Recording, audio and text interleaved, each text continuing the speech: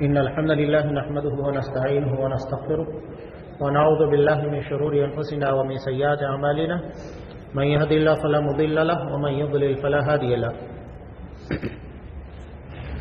وأشهد أن لا إله إلا الله وحده لا شريك له وأشهد أن محمدا عبده ورسوله أما بعد فإن خير الحديث كتاب الله وخير الهدي هدي محمد صلى الله عليه وسلم وشر الأمور محدثاتها وكل محدثة بدعة وكل بدعة ضلالة وكل ضلالة في النار. أعوذ بالله السميع العليم من الشيطان الرجيم. بسم الله الرحمن الرحيم. يا أيها الذين آمنوا اتقوا الله حق تقاته ولا تموتن إلا وأنتم مسلمون. يا أيها الناس اتقوا ربكم الذي خلقكم من نفس واحدة وخلق منها زوجها وبث منهما رجالا كثيرا ونساء واتقوا الله الذي تساءلون به والأرحام إن الله كان عليكم رقيبا.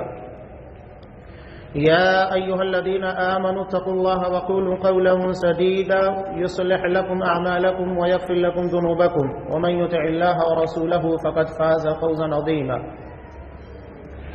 وقال بسم الله الرحمن الرحيم قاف والقرآن المجيد بل عجبوا أن جاءهم منذر منهم فقال الكافرون هذا شيء عجيب أئذا متنا وكنا ترابا ذلك رجع بعيد قد علمنا ما تنقص الأرض منهم وعندنا كتاب حفيظ بل كذبوا بالحق لما جاءهم فهم في أمر مريج أفلم ينظروا إلى السماء فوقهم كيف بنيناها وزيناها وما لها من فروج والأرض مددناها وألقينا فيها رواسي وأنبتنا فيها من كل زوج بهيج تبصرة وذكرى لكل عبد منيب ونزلنا من السماء ماء مباركا فأنبتنا به جنات وحب الحصيد والنخل باسقات لها طلع نضيد رزقا للعباد وحينا به بلدة ميتا كذلك الخروج كذبت قبلهم قوم نوح وأصحاب الرس وثمود وعاد وفرعون وإخوان لوط وأصحاب الأيكة وقوم تبع كل كذب الرسل فحق وعيد أفعينا بالخلق الأول بل هم في لبس من خلق جديد. وقال إن ربك عليم حكيم. وعن أبي هريرة رضي الله تعالى عنه قال قال رسول الله صلى الله عليه وسلم ستأتي على الناس سنون خداع يصدق فيها الكاذب ويكذب فيها الصادق ويؤتمن فيها الخائن ويخون فيها الأمين وينطق فيكم الرويبضة. قالوا يا رسول الله وما الرويبضة؟ قال السفي يتكلم في أمر العامة. رواہ احمد فی مسندہ.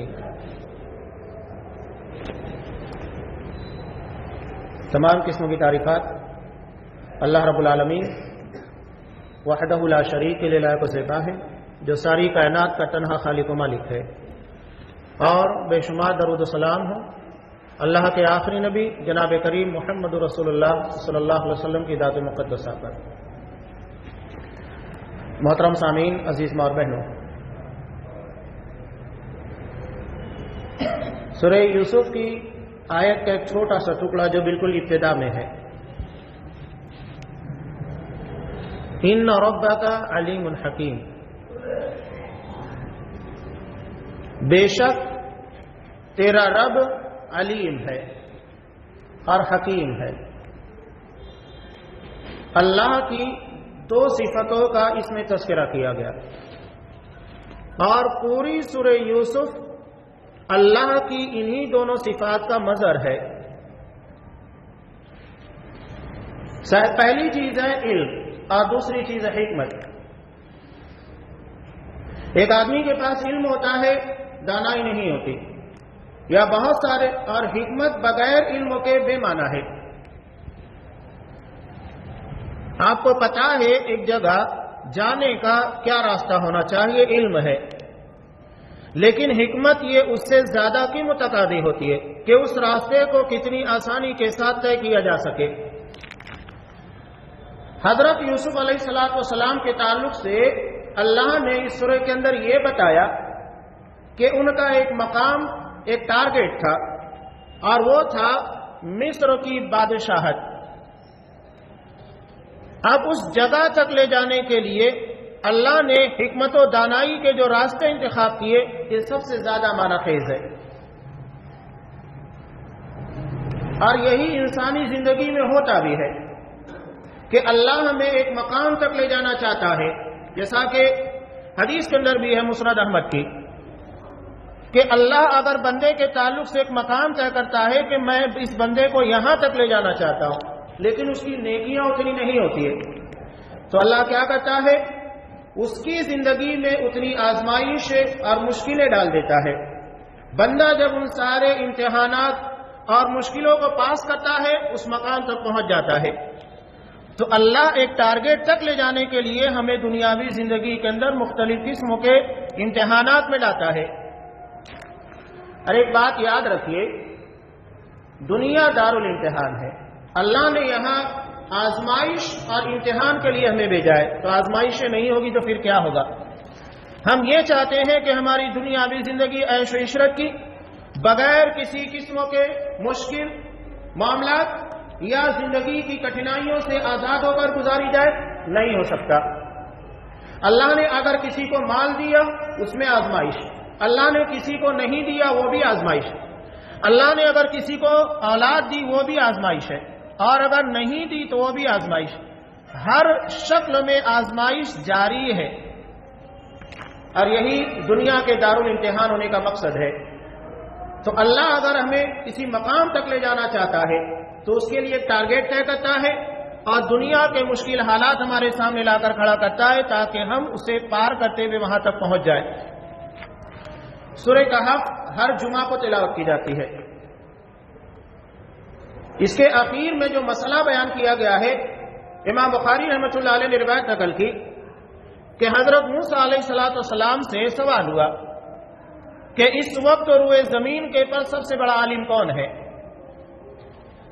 تو انہوں نے اپنے علموں کے مطابق کہہ دیا میں ہوں۔ اللہ کو ان کی ادا پسند نہیں آئی، بلکہ انہیں یہ کہنا چاہیے تھا کہ اللہ سب سے بہتر جانتا ہے۔ تب اللہ نے کہا دراصل انبیاء کے ساتھ اس طرح کی اگر کوئی باتیں پیش آتی ہیں، وہ بھی تقدیر کا ایک حصہ ہے، اور اس کے ذریعے اللہ کسی مقام تک یا کسی واقعے تک پہنچانا چاہتا ہے۔ حضرت عائشہ صدیقہ رضی اللہ تعالیٰ عنہ کو صحابہ کہا کرتے تھے کہ تمہارے خانوادے کے ذریعے سے اللہ نے ہمارے لیے بہت سارے مسائل کا حل نکال دیا۔ ایک مرتبہ حضرت عائشہ صدیقہ رضی اللہ تعالیٰ عنہ کی وجہ سے سفر میں تاخیر ہو گئی، پانی نہیں ملا، اللہ نے تیمم کی آیت نازل کر دی۔ اگر وہ حادثہ پیش نہیں آتا، حضرت عائشہ صدیقہ رضی اللہ تعالیٰ عنہ کی وجہ سے تاخیر نہیں ہوتی، تو نہ پانی کا مسئلہ پیدا ہوتا اور نہ ہی تیمم کے مسائل بیان کیے جاتے۔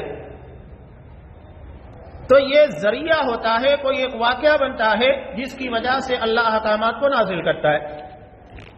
حضرت موسیٰ علیہ السلام کو اللہ نے کہا کہ میرا ایک بندہ خضر ہے، جسے میں نے وہ باتیں، وہ علم عطا کیا ہے جو آپ کو نہیں عطا کیا گیا ہے۔ حضرت موسیٰ علیہ السلام کہا کہ اللہ میں اس بندے سے ملنا چاہتا ہوں۔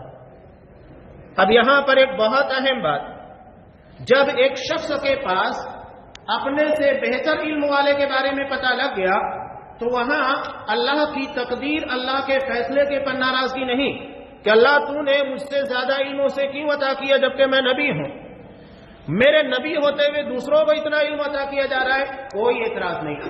یہاں اعتراضات شروع ہو جاتے ہیں، فلاں کے پاس اتنا کیوں، میرے پاس اتنا کیوں نہیں، چاہے وہ علم کی بات ہو، دنیا کی بات ہو، مال کی بات ہو، یہ اللہ کی تقدیر، اللہ کا فیصلہ، اللہ کی تقسیم ہے۔ وہ جسے جتنا چاہے نواز دے۔ اللہ ایک سوال ہم سے کرتا ہے جس کے پر سورہ 3 کا اختتام ہوتا ہے، الیس اللہ باحکم الحاکمین، کیا اللہ سب سے بہتر فیصلہ کرنے والا نہیں؟ سب سے بہتر فیصلہ کرنے والا ہے۔ جواب نہیں دیا گیا اس لیے کہ جواب ہر کسی کو معلوم ہے۔ تو ہماری زندگی کا جو بھی فیصلہ ہوتا ہے اللہ کی طرف سے کیا جاتا ہے، وہ سب سے بہتر ہوتا ہے۔ بسا اوقات ہم زندگی میں کسی موڑ کے پر چاہتے ہیں کہ اگر ہم اتنا ہمیں مل جاتا تو ہماری یہ بات بن جاتی یا ہمارا یہ کاروبار سکسیس ہو جاتا، لیکن وہ سکسیس نہیں ہو پاتا ہے۔ تو اللہ نے دراصل اس کے ناکامی کے اندر ہی ہماری کامیابی رکھی ہے۔ ہو سکتا ہے کہ اس کے ملنے کے بعد ہماری زندگی کے اندر وہ چیزیں آ جاتی جو ہمارے ایمان اور ہمارے معاملات یا ہماری آخرت کی تباہی کا ذریعہ بنتی، جیسا کہ آگے چل کر واقعات پیش بھی آ رہے ہیں۔ تو حضرت موسیٰ علیہ السلام نے کوئی اعتراض نہیں کیا، فوراً کہا کہ مجھ سے بہتر علم والا کون ہے، میں اس کے پاس جا کر علم حاصل کروں گا۔ ایک نبی کہہ رہا ہے، عام آدمی نہیں، ایک نبی کہہ رہا ہے کہ میں علم حاصل کروں گا، اور اس کے لیے سفر کیا۔ اللہ نے نشانی بتائی کہ جہاں پر تمہاری مچھلی جو کہ پکی پکائی ہوگی یہ توشہ دان کے باہر نکلے گی، سرنگ بناتی ہوئی سمندر کے اندر جائے گی، اسی مقام کے پر ہمارا بندہ ملاقات کرے گا۔ اور وہی ہوا، حضرت خضر سے ملاقات ہوئی۔ ملاقات ہونے کے بعد حصول علم کا اظہار کیا تو انہوں نے کہا کہ دیکھو تمہیں صبر نہیں ہے، اور یہ بے صبری ہمارے اور تمہارے معاملے کو بگاڑ دے گی۔ حضرت موسیٰ علیہ السلام نے کہا کہ نہیں، میں صبر کروں گا۔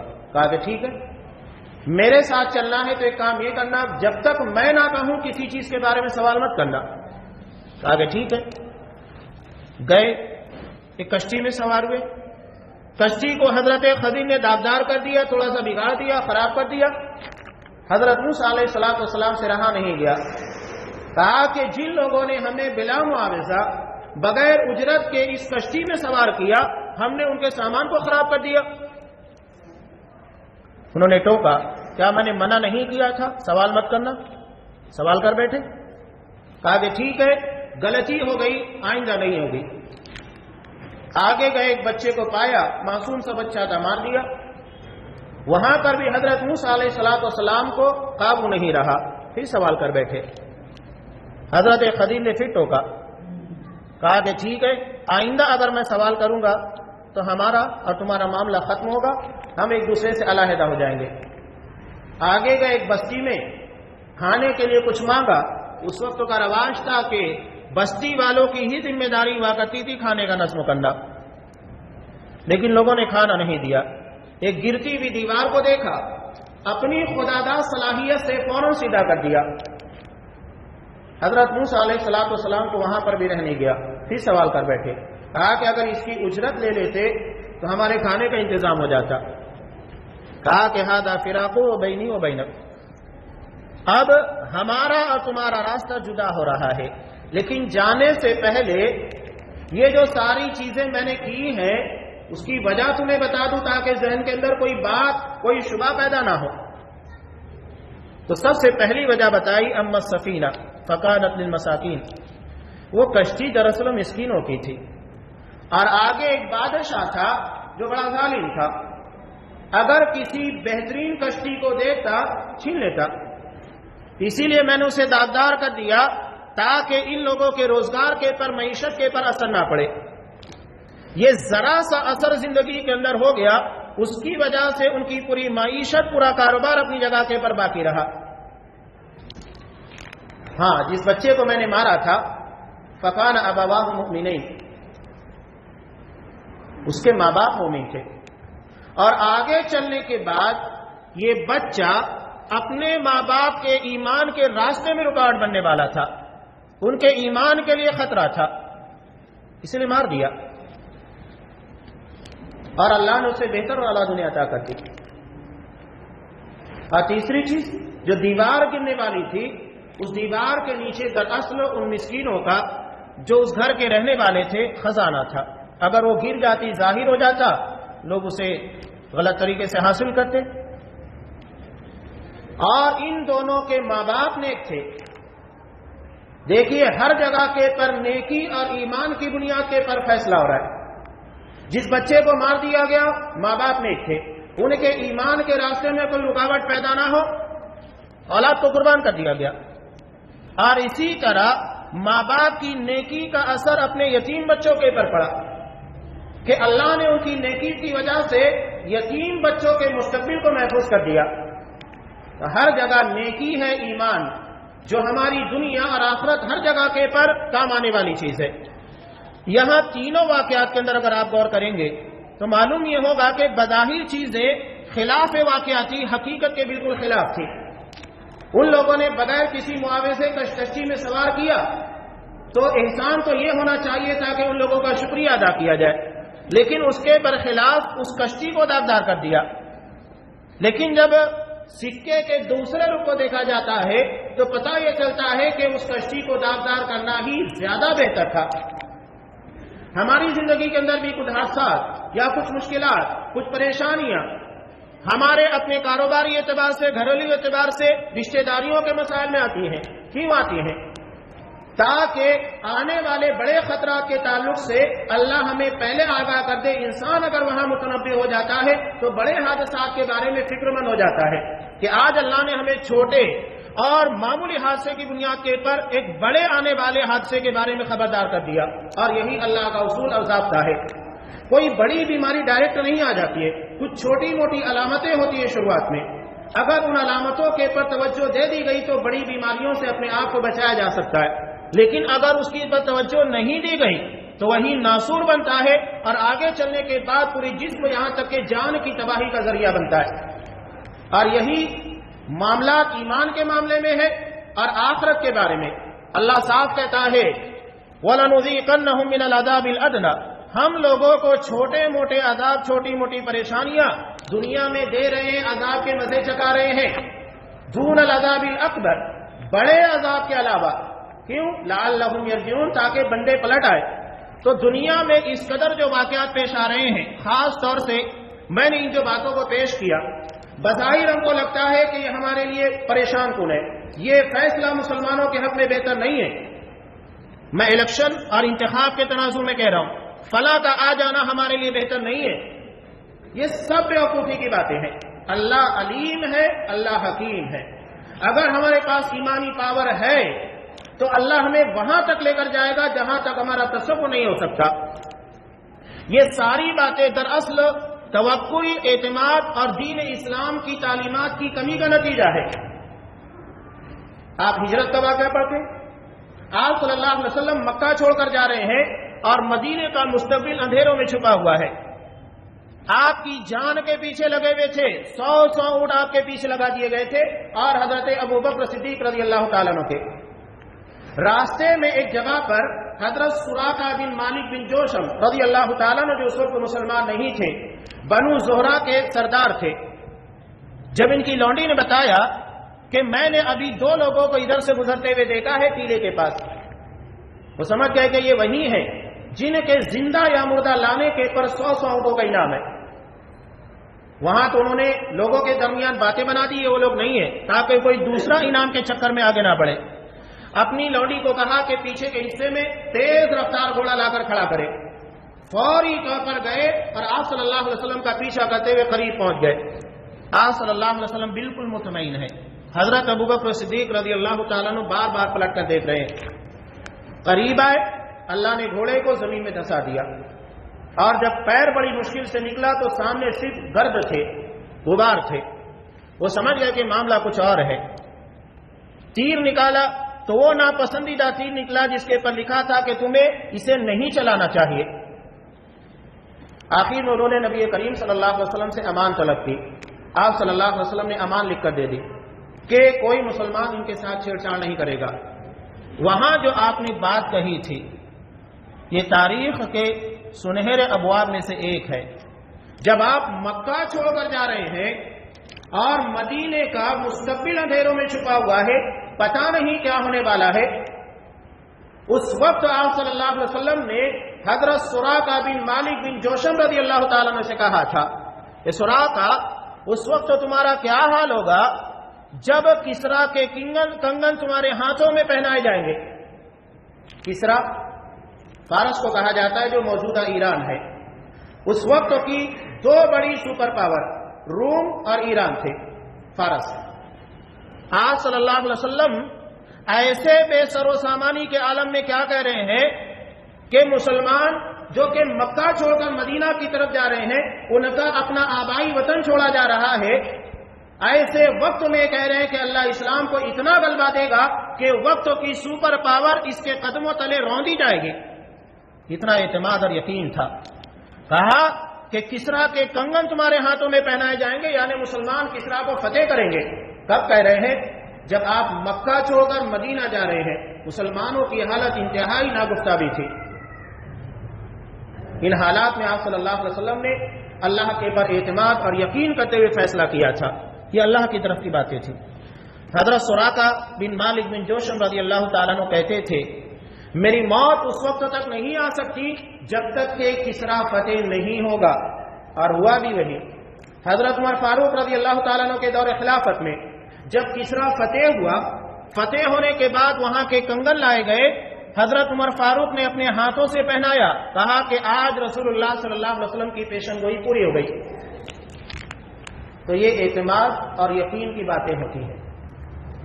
ایمان جتنا مضبوط ہوگا اللہ کے فیصلوں کے پر اور اللہ کی طرف سے جو بھی تقسیم ہوتا ہے اس کے پر بندہ راضی ہونا سیکھے گا. حالات مشکل ایک مسلمان کے لیے کوئی معنی نہیں رکھتے. ہمیں تو حضرت ابراہیم علیہ السلام کا سبق پڑھایا جاتا ہے. اکیلے پوری قوم سے لڑ رہے تھے. ہمیں سورہ کہف میں 7 نوجوانوں کا واقعہ بتایا جاتا ہے جو پوری قوم سے لڑ گئے تھے لاکھوں کے مقابلے میں.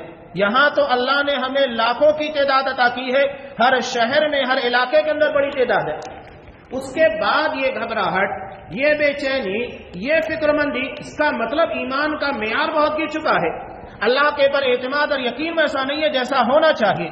اس لیے معمولی چیزیں ہمارے معاملات اور ہمارے حالات کے پر اثر انداز ہو جاتی ہیں. ہم سوچنے لگتے ہیں کہ اس سے مسلمانوں کا کیا ہوگا، اس سے ہماری معیشت کا کیا ہوگا. مسلمانوں نے تو ہجرت کے موقع پر اپنی پوری معیشت چھوڑ دی تھی. حضرت صہیب رومی رضی اللہ تعالیٰ عنہ بہت بہترین تیر بنانے والے تھے اور اسی فن کی بنیاد کے پر انہوں نے بہت کچھ کمایا تھا مکہ میں. جب ہجرت کرنے لگے کہا کہ پورا سامان، پوری پراپرٹی چھوڑنا ہوگا. سب چھوڑ دیا. آج ہمارے پاس کیا اس طرح کے حالات ہیں؟ کیا اس طرح کے چیلنجز ہمارے سامنے آتے؟ کہاں آتے ہیں؟ یہ واقعات صرف افسانوی نہیں ہے، یہ بلکہ ہمارے ایمان کو طاقت عطا کرنے کے لیے، تازگی عطا کرنے کے لیے ہے. قرآن مجید نے کہا کہ فَإِنْ آمَنُوا بِمِثْلِ مَا آمَنْتُمْ بِهِ فَقَدِ اهْتَدَوْا. اگر تمہارا ایمان مثل صحابہ کے ایمان کے ہو جائے تو ہدایت ملے گی. ہدایت صحابہ کے راستوں کے پر ہے، صحابہ کے طرز عمل کے پر، طرز ایمان کے پر ہے. یہ ذرا سی بات کے پر ہماری زندگی کے اندر اس قدر فکر مندی، یہ صرف ہماری بیوقوفی کی علامت ہے اور کچھ نہیں. ایمان جتنا مضبوط ہوگا اتنا زیادہ حالات سے مقابلہ کرنے کی طاقت پیدا ہوگی. کتنی آسانی سے مسلمان فیصلہ کرتا تھا. یہاں تو اگر ہمارا پیشنٹ، گھر کا کوئی فرد شدید حالت میں پہنچ چکا ہے، ایمرجنسی ہو گئی ہے، تو وہاں پر فیصلہ کرتے وقت ہم کانپ جاتے ہیں کیا کریں کیا نہ کریں. وہاں جان کے لیے فیصلہ کرنے میں دیر نہیں لگتی تھی. حضرت سمیہ رضی اللہ تعالیٰ عنہ نے صاف کہا ابو جہل سے، نادان تو نے بڑا آسان سودا کیا ہے، اگر اس ایمان کے تحفظ کے لیے 100 جانیں قربان کرنا پڑے تو ہم تیار ہیں. جگہ پہ فیصلے کرتے تھے، قربان کر دیا اپنے آپ کو، جھجکتے نہیں تھے. ایمان ہمارے فیصلوں کے پر، ہماری زندگی ہر معاملے کے پر اثر انداز ہوتا ہے، اور یہ جیسے کمزور ہوگا اسی کے بقدر ہمارے معاملات اور حالات بگڑنا شروع ہوں گے. ذرا سی بات کے پر فکر مند ہونا شروع کر دیں گے. اور یہ حالات کیا ہیں جو موجودہ حالات ہیں ہمارے سامنے؟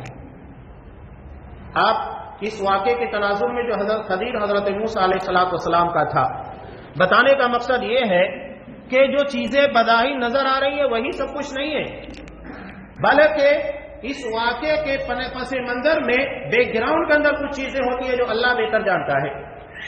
تو ہمیں ظاہر کے اعتبار سے گھبرانے کی ضرورت نہیں، بلکہ اپنے حالات کو بہتر بنانا ہے. قرآن صاحب کہتا ہے ان اللہ لا یغیر ما بقوم حتی یغیر ما بانفسہم.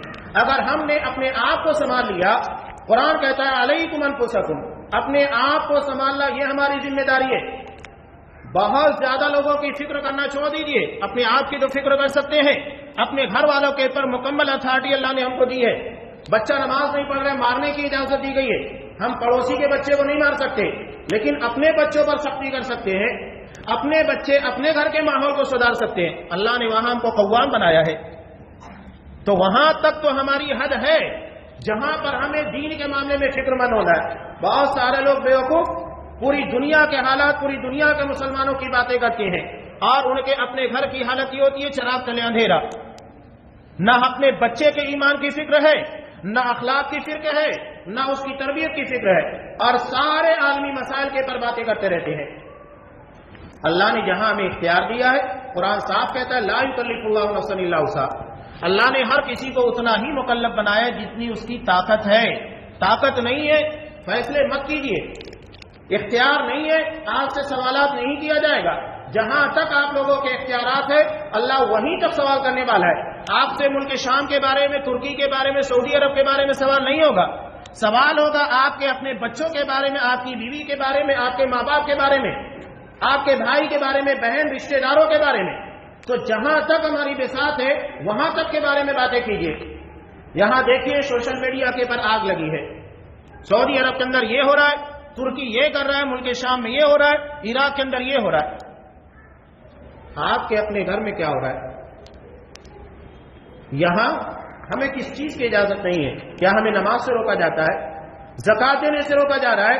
روزہ رکھنے سے روکا جاتا ہے؟ حج کی ادائیگی سے روکا جا رہا ہے؟ کون سی چیز کی ممانعت ہے؟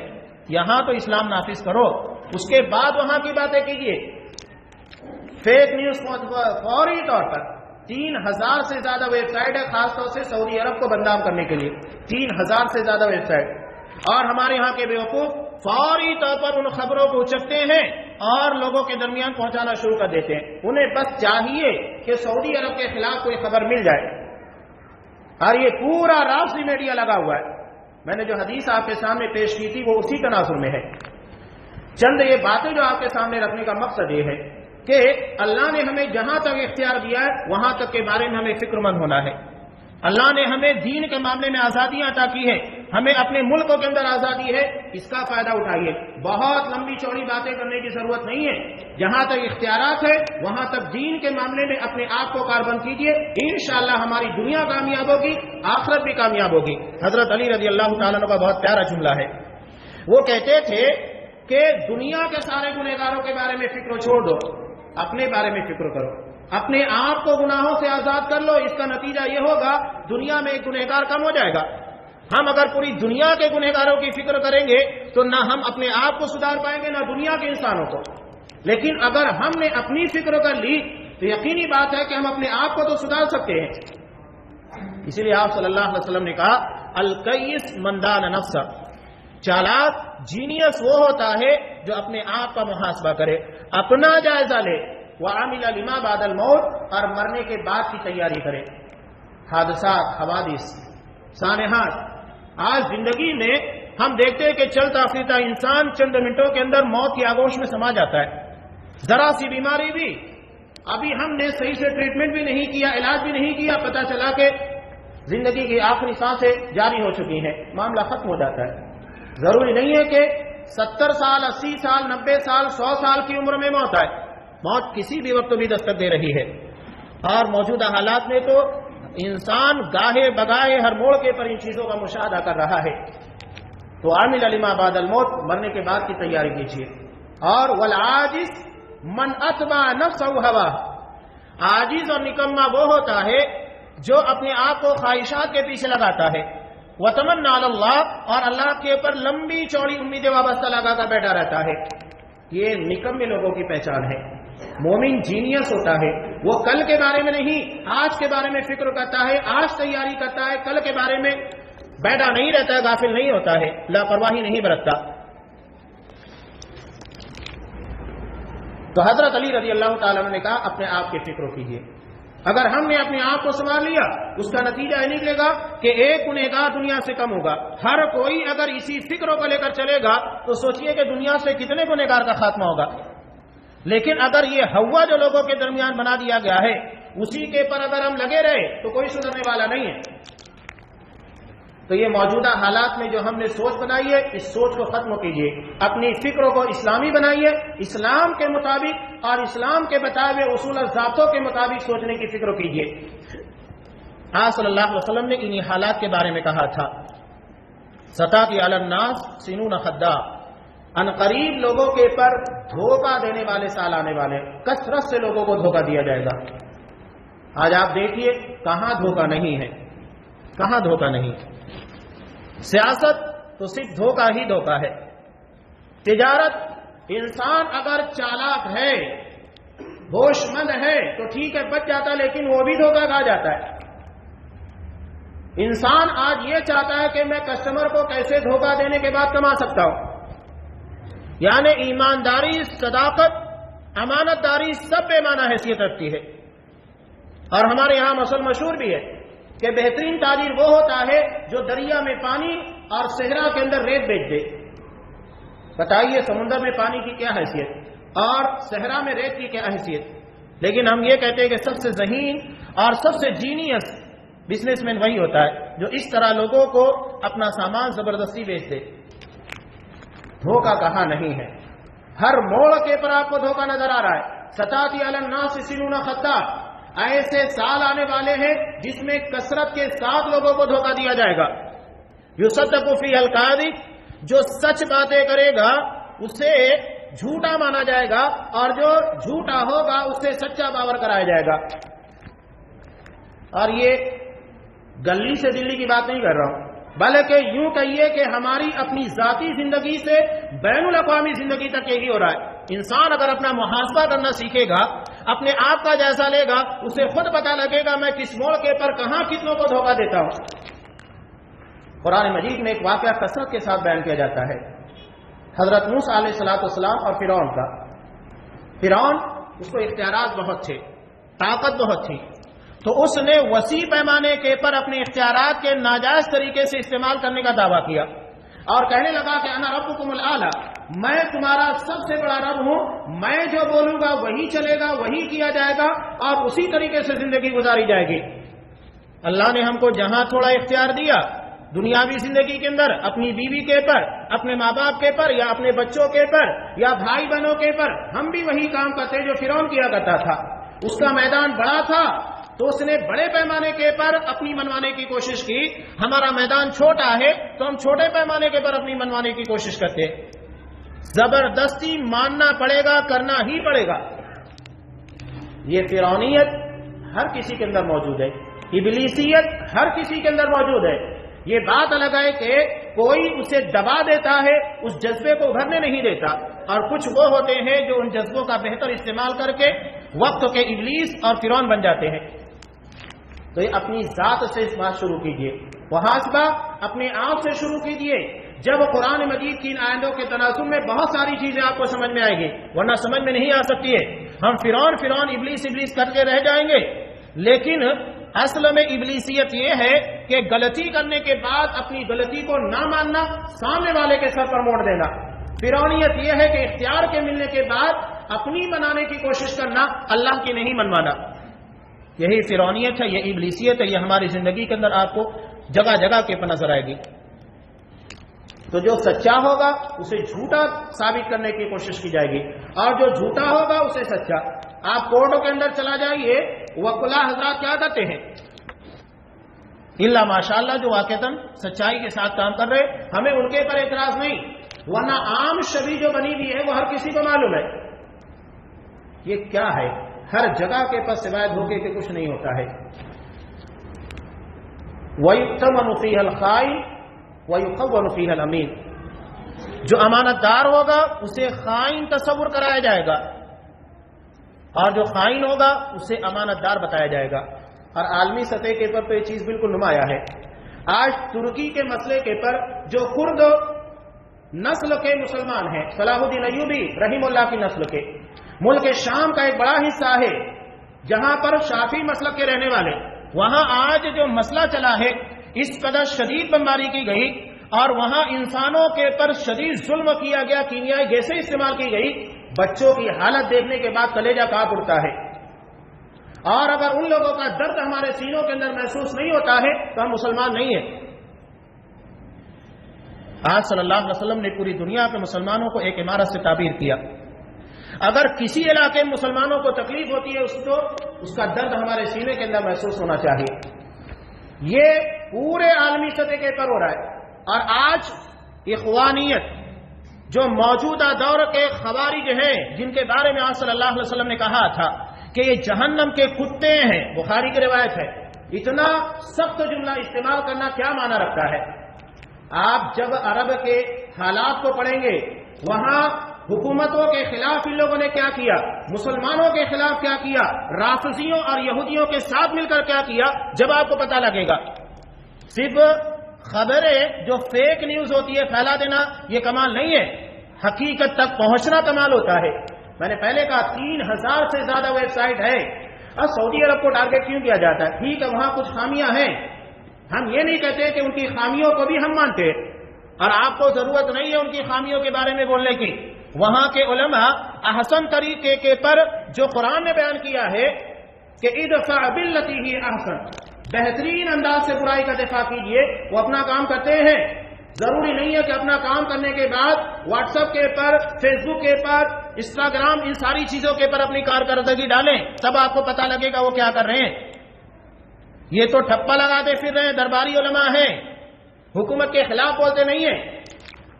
دنیا کی واحد حکومت جس نے صاف اپنا منشور ظاہر کیا ہے کہ دستورنا القرآن والحدیث، اللہ کی کتاب اور نبی کی سنت، یہی ہمارے ہاں اصول اور ضابطہ ہے، قانون یہی ہے، کوئی اور قانون ہمارے یہاں نہیں چلے گا. یہ باور کراتے ہیں، یہ عالمی سطح کی باتیں دراصل ہر کسی تک پہنچ رہی ہے، اس لیے میں اس کے پر بول رہا ہوں. اسے خلیفہ کہا جاتا ہے. وہ خلیفہ ہے جس کے چہرے کے پر داڑھی نہیں، جو اپنے ملک میں نبی کی سنت کے پر پابندی رکھا ہے، جو اپنی اقتدار میں آنے کے بعد وحشیہ لوگوں کو قانونی طور پر دھندا کرنے کی اجازت دیتا ہے. اس کی باتیں آپ کریں گے؟ وہ خلیفہ ہے جو یہودیوں کے ساتھ مل کر لاکھوں مسلمانوں کا قاتل بنا ہے، اسے آپ خلیفہ کہیں گے؟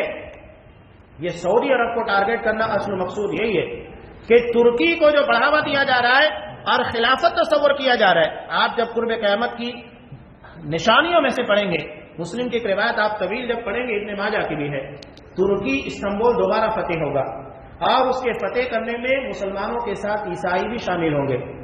آپ یہ طویل چیز ہے، میں اس کو آپ کے سامنے نہیں رکھ رہا ہوں، حدیث جو میں بتا رہا ہوں کہ استنبول جو قسطنطنیہ ہے قرب قیامت دوبارہ فتح ہوگا، اور اس کے فتح ہونے کے بعد ہی حضرت عیسیٰ علیہ السلام اور دجال کا خروج ہوگا. تو یہ کیوں فتح ہوگا؟ وہ حالات اسی طرف جا رہے ہیں. اللہ جس طریقے سے بھی دنیا کے حالات لے جا رہا ہے وہ ایک مقصد کے تحت ہے. ان ربک علیم حکیم، اللہ علیم ہے، حکمت کے ساتھ ساری چیزوں کو لے کر جا رہا ہے. اور یہ جو آج ماحول بنا ہے، سچے کو جھوٹا، جھوٹے کو سچا، اور امانت دار کو خائن، خائن کو امانت دار تصور کرایا جا رہا ہے، یہ سب وہی ہے. یہ وہ ہوتے ہیں جو آ کر میڈیا کے سامنے امریکہ کو چیلنج کریں گے، اسرائیل کو چیلنج کریں گے، اور ان کے میزائل مسلمانوں کے پر گرتے ہیں. یہ وقت کے مکار ترین افراد ہیں. انہی لوگوں کے بارے میں اللہ کے رسول صلی اللہ علیہ وسلم کی حدیث ثابت ہوتی ہے.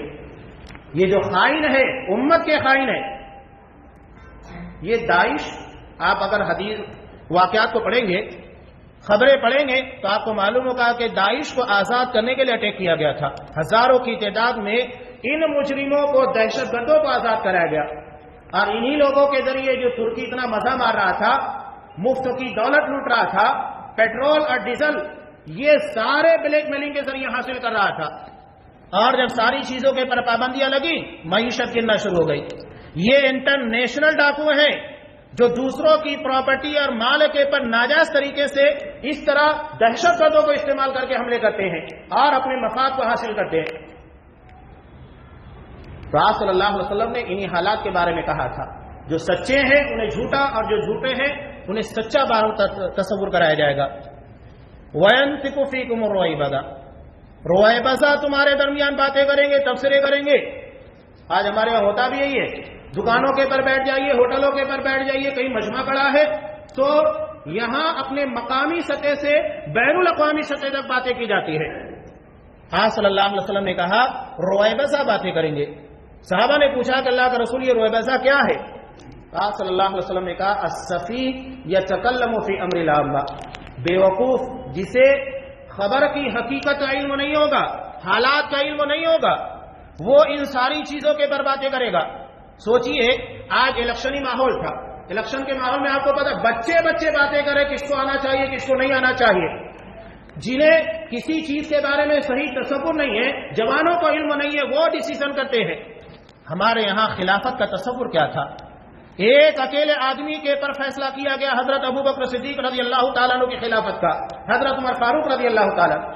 وہاں سروں کو نہیں گنا جاتا ہے، دماغ، حکمت اور تجربات کو دیکھا جاتا ہے، اور ان فیصلوں کی قدر کی جاتی ہے جو دور اندیشی اور خیر اندیشی کے پر مبنی ہوتے ہیں۔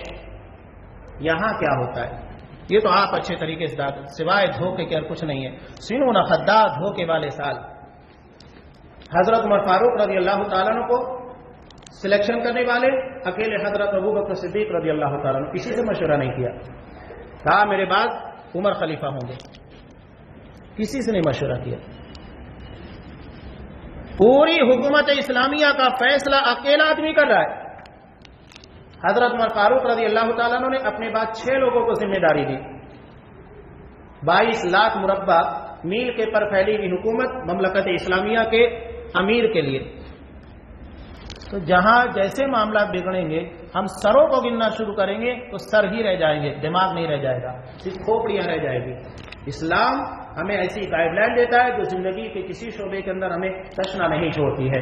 تو یہ روئے بابا ہیں، کیا جماعتی باتیں کیجیے، کیا حکومت کی باتیں کیجیے، کیا گھریلو، سب وہی ہے، روئے بابا، جنہیں علم نہیں، جن کی زبان بے معنی ہے، جن کے جھوٹ کے بارے میں لوگوں کو علم ہے، جن کی سچائیاں ان کے جھوٹ کے مقابلے میں کم پڑ جاتی ہیں، جن کے اخلاق ایسے ہیں کہ انسان دیکھنے کے بعد پناہ طلب کرتا ہے۔ حدیث رسول یاد آتی ہے کہ ایک انسان کی قرب قیامت اس بنیاد کے پر عزت کی جائے گی کہ تاکہ اس کے شر سے بچا جا سکے، اس کے فضل کی بنیاد پر، علم کی بنیاد پر، دینداری اور اخلاق کی بنیاد پر نہیں، بلکہ اس کے شر سے بچنے کے لیے عزت کی جائے گی۔ یہ قرب قیامت کی وہ نشانی ہے جو آپ صلی اللہ علیہ وسلم نے بتائی۔ ایسے حالات میں ہماری ذمہ داری بنتی ہے، دین سے جتنا وابستہ رہیں گے، جتنا قریب رہیں گے، اتنا ہمارے لیے فائدہ ہے۔ اللہ نے صاف کہا اپنے آپ کو بدلو، ہمیں اپنے آپ کو بدلنے کا مکمل اختیار ہے۔ ہم جیسے ہوں گے اللہ ویسے عمرہ، ویسے حکمہ اور ویسے حاکموں کو ہمارے پر مسلط کرے گا۔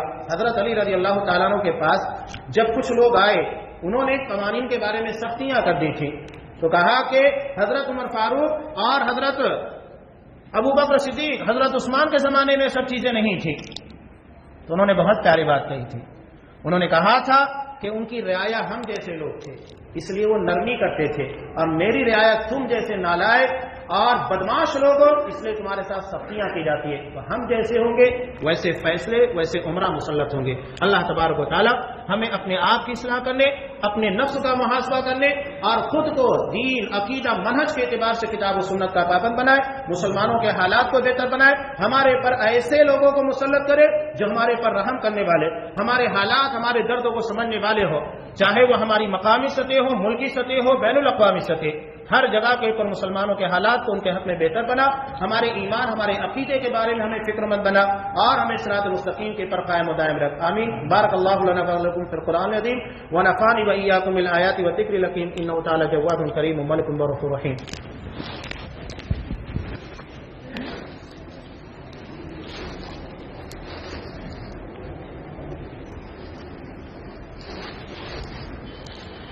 إن الحمد لله نحمده ونستعينه ونستغفره ونعوذ بالله من شرور أنفسنا ومن سيئات أعمالنا، من يهد الله فلا مضل له ومن يضلل فلا هادي له، وأشهد أن لا إله إلا الله وحده لا شريك له، وأشهد أن محمدا عبده ورسوله، أما بعد فإن خير الحديث كتاب الله وخير الهدي هدي محمد صلى الله عليه وسلم، وشر الأمور محدثاتها وكل محدثة بدعة وكل بدعة ضلالة وكل ضلالة في النار۔ أعوذ بالله السميع العليم من الشيطان الرجيم۔ إن الله يأمر بالعدل والإحسان وإيتاء ذي القربى وينهى عن الفحشاء والمنكر والبغي يعظكم لعلكم تذكرون۔ ایک بات میں کہہ دوں، آپ صلی اللہ علیہ وسلم نے دوران خطبہ کنکری تک کو چھونے سے منع کیا ہے۔ تو اگر ہم خطبے کے دوران کوئی ایسی حرکت کر رہے ہیں جو خطبے کو ختم کر دیے اور اس کے ثواب، اس کے اجروں کو ضائع کرتی ہے، تو احتیاط برتیں۔ کسی قسموں کی کوئی بھی حرکت دوران خطبہ آپ صلی اللہ علیہ وسلم منع کیا۔ کنکری چھونے سے منع کیا کہ تو دیگر ساری چیزیں ہمارے لیے سختی کے ساتھ منع ہو جاتی ہے. خطبے کے بارے میں سخت پابندی ہے، اس لیے ان چیزوں کا لحاظ کرنا چاہیے. کوئی ایسی حرکت جو خطبے کے ثواب کو یا اس کے درمیان خلل واقع کرنے کا ذریعہ ہے، اس سے احتیاط برتا جائے. بازو والے تک کو اشارہ تک آپ نہیں کر سکتے ہیں، اس کا احتیاط کرنا چاہیے. اذکروا اللہ یذکرکم ویستجب لکم ولذکر اللہ تعالی اعلی واجل واکبر.